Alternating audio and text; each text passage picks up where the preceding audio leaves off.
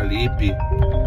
Chiara? Andre, buongiorno. Buongiorno, appena pestato una merda, guarda. Vabbè, dai, ma porta fortuna.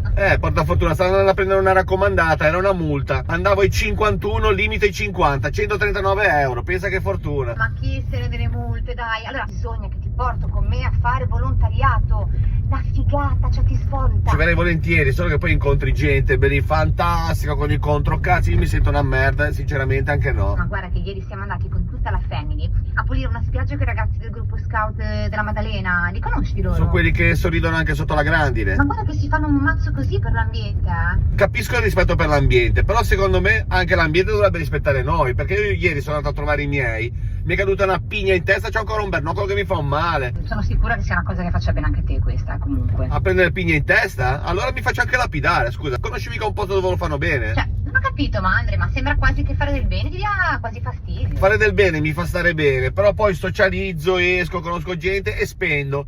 Invece quando sto male, me ne sto per i fatti miei depresso e risparmio. Andre, sincera, così non vai da nessuna parte. Meglio, così non prendo le multe ai 51 che il limite era 50.